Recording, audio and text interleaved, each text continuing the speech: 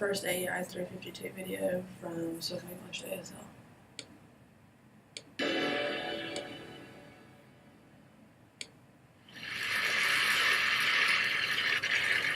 When my first children's book was published in 2001, I returned to my old elementary school to talk to the students about being an author and an illustrator.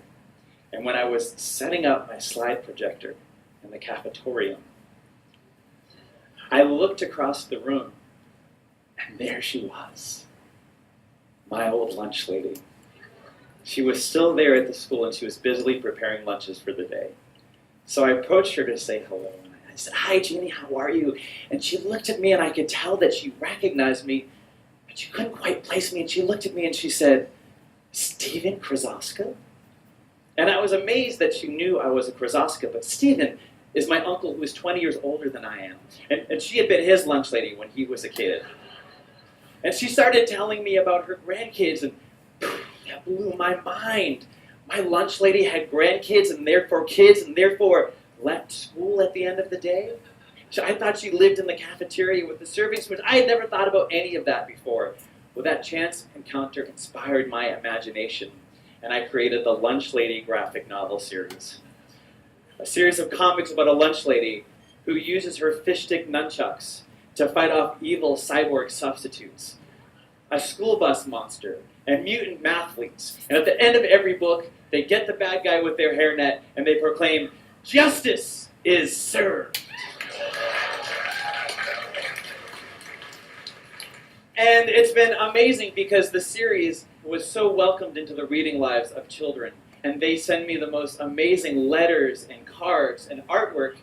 And I would notice as I would visit schools, the lunch staff would be involved in the programming in a very meaningful way. And coast to coast, all of the lunch ladies told me the same thing. "Thank you for making a superhero in our likeness." Because the lunch lady has not been treated very kindly in popular culture over time. But it meant the most to Jeannie. When the books were first published, I invited her to the book launch party. And in front of everyone there, everyone she had fed over the years, I gave her a piece of artwork and some books. And 2 years after this photo was taken, she passed away. And I attended her wake, and nothing could have prepared me for what I saw there. Because next to her casket was this painting. And her husband told me it meant so much to her that I had acknowledged her hard work. I had validated what she did. And that inspired me to create a day where we could recreate that feeling in cafeterias across the country. School Lunch Hero Day, a day where kids can make creative projects for their lunch staff. And I partnered with the School Nutrition Association, and did you know that a little over 30 million kids participate in school lunch programs every day? That equals up to a little over 5 billion lunches made every school year. And the stories of heroism go well beyond just a kid getting a few extra chicken nuggets on their lunch tray. There is Miss Brenda in California who keeps a close eye on every student that comes through her line and then reports back to the guidance counselor if anything is amiss. There are the lunch ladies in Kentucky who realized that 67% of their students relied on those meals every day and they were going without food over the summer. So they retrofitted a school bus to create a mobile feeding unit, and they travel around the neighborhoods feeding 500 kids a day during the summer. And kids made the most amazing projects. I knew they would. Kids made hamburger cards that were made out of construction paper. They took photos of their lunch lady's head and plastered it onto my cartoon lunch lady and fixed up to a milk carton and presented them with flowers. And they made their own comics starring the cartoon lunch lady alongside their actual lunch ladies. And they made thank you pizzas where every kid signed a different topping of a construction paper pizza. For me, I was so moved by the response that came from the lunch ladies. Because one woman said to me, she said, before this day, I felt like I was at the end of the planet at this school. I didn't think that anyone noticed us down here.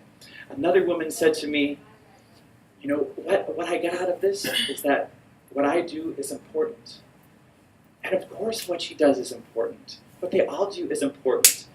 They're feeding our children every single day. And before a child can learn, their belly needs to be full. And these women and men are working on the front lines to create an educated society. So I hope that you don't wait for School Lunch Hero Day to say thank you to your lunch staff. And I hope that you remember how powerful a thank you can be. A thank you can change a life. It changes the life of the person who receives it, and it changes the life of the person who expresses it. Thank you.